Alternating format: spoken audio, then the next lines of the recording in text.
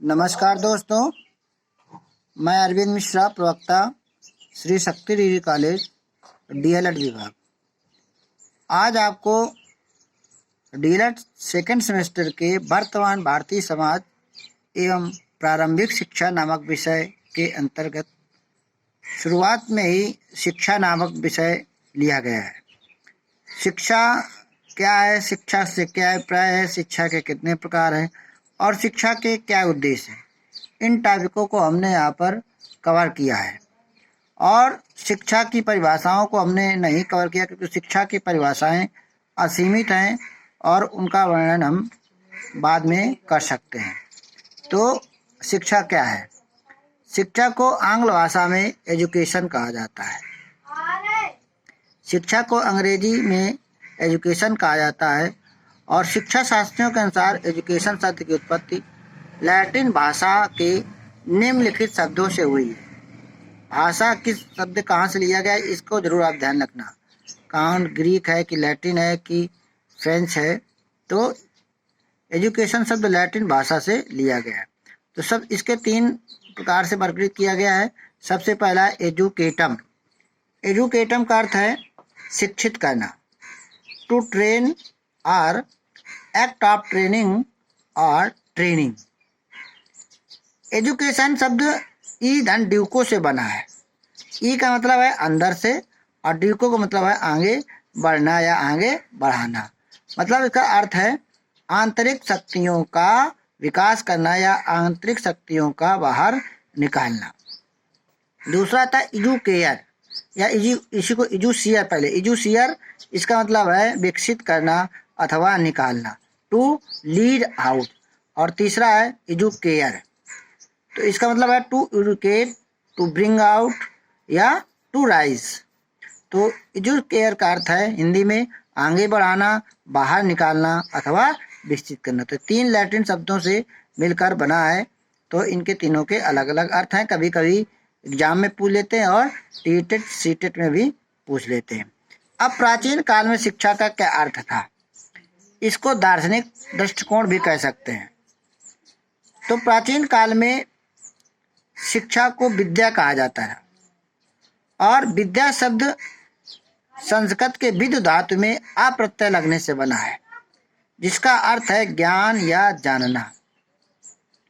ज्ञान मानव जीवन के विकास हेतु अत्यधिक महत्वपूर्ण स्थान है।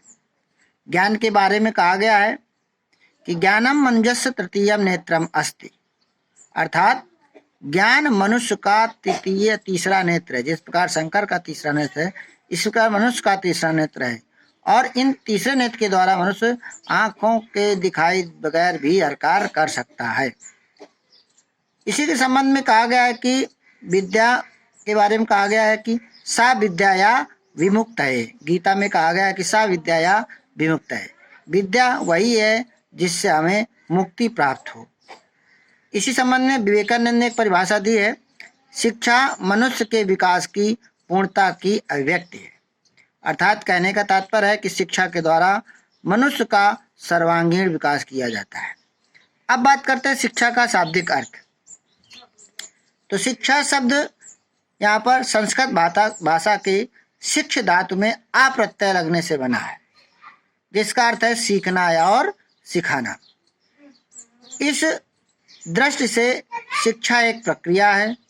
इसमें सीखने और सिखाने की प्रक्रिया चलती रहती है। ये प्रक्रिया मानव जीवन के किसी विशेष स्तर तक ही सीमित नहीं, वरन बालक में जन्म के साथ ही शिक्षा प्रक्रिया शुरू होकर आजीवन चलती रहती है।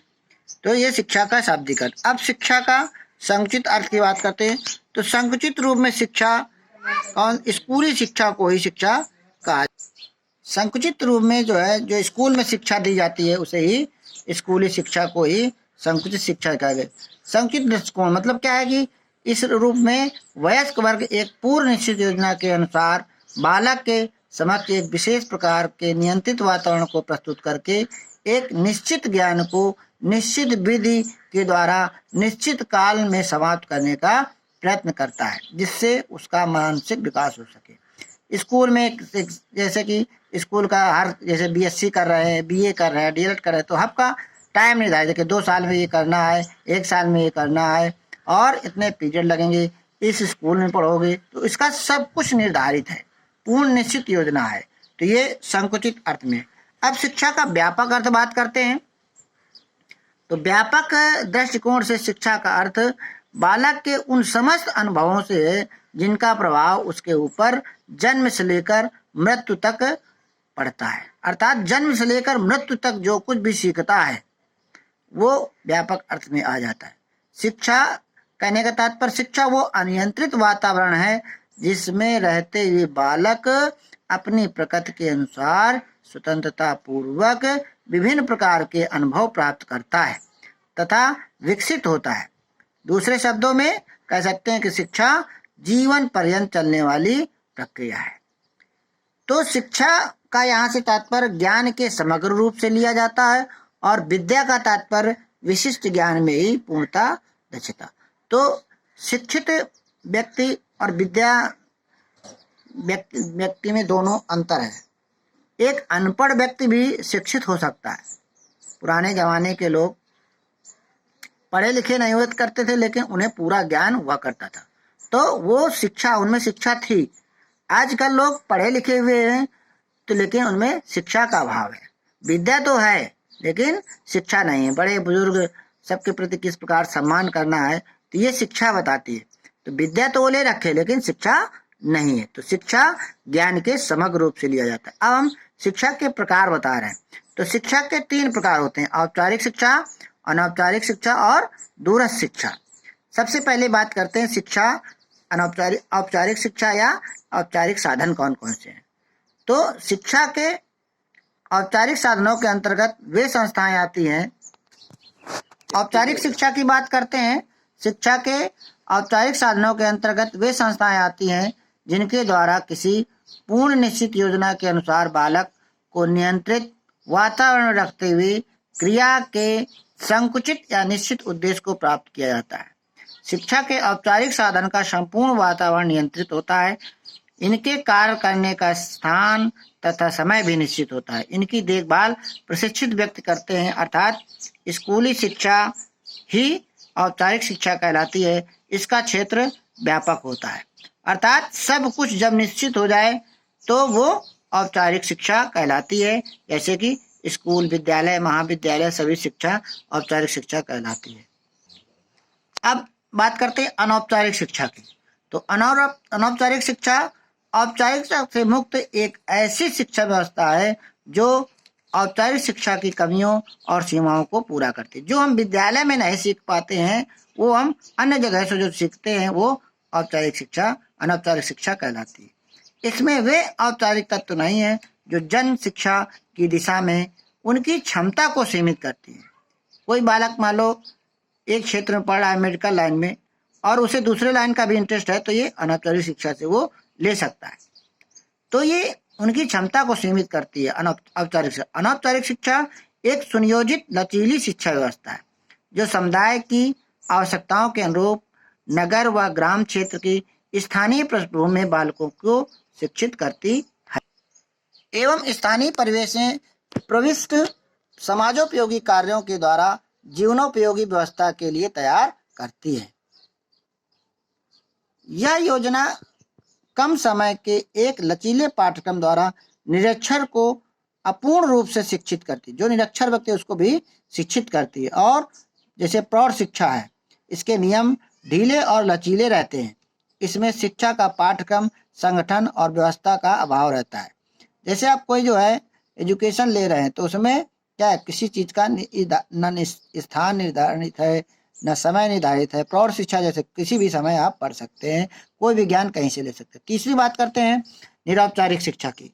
तो उपरोक्त दोनों के अलावा हम बहुत जगह से जो शिक्षा प्राप्त कर लेते हैं वो निरौपचारिक शिक्षा कहलाती है। जैसे घर में हम अपने बड़े बुजुर्गों से सीखते हैं, माता पिता सीखते हैं, समाज से सीखते हैं, चलते फिरते जो कुछ सीख लेते हैं, टीवी से सीख लेते हैं, समाचार पत्र से सीख लेते हैं। तो ये सब निरौपचारिक शिक्षा के अंतर्गत आती है। और इसी में ये निरौपचारिक शिक्षा की बात नहीं है तो तीसरे प्रकार में दूरस्थ शिक्षा आती है। तो दूरस्थ शिक्षा में जो हम शिक्षा विभिन्न प्रकार के जैसे पत्राचार के माध्यम से, टेलीविजन के माध्यम से, ऑनलाइन स्टडी प्राप्त करते हैं, ये दूरस्थ शिक्षा के अंतर्गत कहलाते। अब कुछ शिक्षा के बारे में कहा गया है कि शिक्षा अमूल धन है। इसमें कहा गया कि किंग किंग न साध्यति कल्पतमेव विद्या, मतलब विद्या अथवा शिक्षा कल्पता धन के समान है जो सभी चीजों की पूर्ति करने वाली। इसलिए भारतीय साहित्य में शिक्षा को ऐसा अमूल धन कहा गया है जिसकी प्राप्ति के पश्चात मनुष्य को किसी चीज की कमी नहीं रहती। इसको आपसे कोई चुरा नहीं सकता है, कोई बटा नहीं सकता है। क्वेश्चन अगला आता है कि अज्ञान समस्त विपत्तियों का मूल कारण। अगर व्यक्ति अज्ञान है तो उसके विपत्तियां आएंगी, अगर ज्ञानी है तो वो अपने समस्याओं को समझकर उसी प्रकार से कार्य कर लेगा। इसे भारतीय वाङ्मय में शिक्षा को जीवन में शाश्वत मूल्य के रूप में महत्वपूर्ण स्थान दिया है। शिक्षा या ज्ञान को मानव जीवन में आने वाली झंझावतें, उलझने, शंकाओं को मूल रूप से विनाश करती। अविद्या या अज्ञान व्यक्ति सबसे ही बड़ा शत्रु है। प्लेटो ने इसके बारे में कहा है, ये अज्ञान समस्त विपत्तियों का मूल कारण है।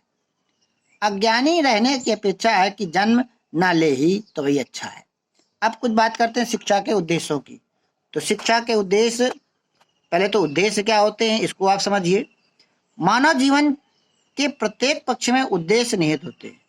बिना उद्देश्य के हम जीवन के किसी भी क्षेत्र में सफल नहीं हो सकते। यदि लक्ष्य निश्चित एवं स्पष्ट होता है तो व्यक्ति की क्रिया उस समय तक उत्साहपूर्वक चलती रहती है जब तक वो उस लक्ष्य को अर्जित नहीं कर लेता है। जैसे जैसे लक्ष्य निकट आता है उसकी क्रियाओं में भी अंतर आता है और अंत में एक समय आता है जब लक्ष्य को प्राप्त कर लेता है, प्राप्त होती। इस लक्ष्य के द्वारा प्राप्त करने को ही उद्देश्य कहते हैं। उद्देश्य हमें शिक्षण पद्धतियों के प्रयोग करने, साधनों का चयन करने, उचित पाठ्यक्रम की रचना करने एवं परिस्थितियों के अनुसार शिक्षा की व्यवस्था करने में सहायता प्रदान करता है। अब बात करते हैं शिक्षा के उद्देश्यों में। तो जिस शिक्षा का कोई उद्देश्य नहीं होता है वो शिक्षा ही व्यर्थ हो जाती है। तो शिक्षा के उद्देश्यों में पहला आता है चरित्र निर्माण एवं विकास करते। मनुष्य का सबसे पहले शिक्षा कार्य है कि उसका चरित्र निर्माण हो। चरित्र के बारे में कहा गया है कि यदि मनुष्य का धन गया तो कुछ नहीं गया, यदि मनुष्य का स्वास्थ्य गया तो कुछ गया, और यदि मनुष्य का चरित्र चला गया तो मनुष्य बिल्कुल मरणासन्न है, मरे हुए के समान है। इसी प्रकार अरस्तु ने कहा कि स्वस्थ शरीर में स्वस्थ मन का निवास होता है। स्वस्थ मन का निवास करना ही शिक्षा कहलाता है। दूसरा आता है शारीरिक विकास का उद्देश्य। तो आप शिक्षा से शरीर अपना बढ़िया रखिए, साफ सुथरा रखिए, स्वच्छ रखिए। तीसरा आता है ज्ञान संबंधी, अपना ज्ञान पूरा करिए। जीविकोपार्जन का उद्देश्य शिक्षा के द्वारा आप अपने जीवन का अच्छे ढंग से पालन करें। अच्छी नौकरी मिले, नहीं अच्छी नौकरी मिलती तो ऐसा आप कार्य करें जिससे जिंदगी अच्छे ढंग से चलती रहे। सांस्कृतिक विकास का उद्देश्य अपने संस्कृति का पूरा ठीक से रखें, संस्कृति खराब ना करें। आध्यात्मिक विकास का उद्देश्य अध्यात्म की ओर आप ध्यान रखें। अपने जो भगवान है, अपने संस्कृति है ना, जो अपने को मोक्ष की प्राप्ति है उसका भी आप शिक्षा के द्वारा प्राप्त कर सकते हैं। संतुलित विकास का उद्देश्य पूर्णतामय जीवन का उद्देश्य। शिक्षा के द्वारा मनुष्य पूर्ण हो जाता है। नागरिकता के उद्देश्य हम जिस देश में रहते हैं उस देश के प्रति हमारे कुछ कर्तव्य हैं, उन कर्तव्यों को भी हम पूरा करें। अनुकूलन समायोजन का उद्देश्य हम जिस जहाँ पर जाएं वहाँ अनुकूलित हो जाएं, समायोजित होते हैं, यही शिक्षा है। आत्मा व्यक्ति का उद्देश्य सामाजिक उद्देश्य, समाज का भी हमारा उद्देश्य है। शिक्षा के द्वारा समाज में जितने भी लोग रहते हैं उनको लेकर चलें, उनसे लड़ाई झगड़ा न करें।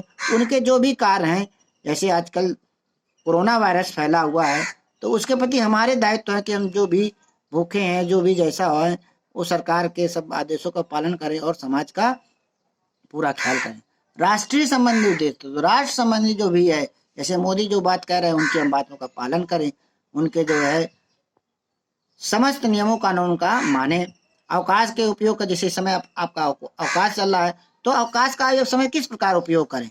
जैसे आप इस समय पढ़ रहे हैं तो घर में कुछ कार्य करें, कुछ पढ़ें और माता पिता सबके साथ सहयोग करें और आत्मानुभूत का, और इस प्रकार अच्छा शिक्षा के द्वारा इस प्रकार अच्छे कार्य करें कि आपका मन खुद आत्मानुभूत हो जाए, अच्छा हो जाए कि आज हमने बहुत अच्छा कार्य किया है। तो अब नेक्स्ट है शिक्षा के व्यक्ति संबंधी कार्य। तो व्यक्ति संबंधी कार्य निम्नलिखित है, जैसे मानवीय गुणों का विकास करना। शिक्षा के द्वारा मनुष्य के अंदर जो भी अच्छे अच्छे गुण हैं उनका विकास हो। आत्मनिर्भर बनाना, शिक्षा के द्वारा मनुष्य स्वयं आत्मनिर्भर बने। नैतिक उत्थान हो, आदमी का मनुष्य का मोरल ऊर्जा हो। आंतरिक शक्ति का विकास हो, संपूर्ण व्यक्तित्व का विकास हो। आवश्यकता की पूर्ति में सक्षम बने, जन्मजात प्रकृतियों में सुधार हो और भावी जीवन की अच्छी तैयारी होती है। ये शिक्षा के व्यक्ति संबंधी कार्य थे। कौन कौन से ऐसे शिक्षा के उद्देश्य जो प्रभावित करते हैं शिक्षा के उद्देश्यों को? सबसे पहला दर्शन है। दर्शन, जीवन दर्शन। दर्शन क्या है? हमारे जैसे आदर्शवाद है, प्रकृतिवाद है, प्रयोजनवाद है, इत्यादि वाद हैं। ये जीवन को प्रदर्शन करते हैं, जीवन को प्रभावित करते हैं। जैसा हम सोचेंगे वैसा ही हमारा मन होगा, वैसा ही हमारा मस्तिष्क। इस प्रकार इसे कहते हैं अच्छा सोचो। राजनैतिक विचारधारा, जिस प्रकार के जैसे राजनेता होंगे जैसी वैसे हमको बनना पड़ेगा। सामाजिक विचारधारा, समाज में जैसे हमारे आसपास जो भी वातावरण चल रहा होगा उसके अनुरूप हमको कुछ न कुछ करना होगा। आर्थिक दशाएं, तकनीकी और प्राकृतिक दशाएं, इनसे जो है प्रकृति में जो भी कुछ गड़बड़ हो रहा है, जैसे कोई भूकंप आया तो हमारी शिक्षा उसी प्रकार से उनकी मदद करना या उनके अनुसार अपने को ढालना, ये शिक्षा। तो एक और है प्रोफेसर बागले हैं, इन्होंने एजुकेशन वैल्यूज, शिक्षा व आर्थिक मूल्य पर एक पुस्तक लिखी। इनका नाम प्रोफेसर बागले हैं। तो आपने बहुत सुना, लंबा वीडियो हुआ है, फिर भी इसके आप नोट्स बनाएं और इसको पढ़ें। कोई समस्या है आप कमेंट बॉक्स में कमेंट्स करिए। बहुत बहुत धन्यवाद आपका।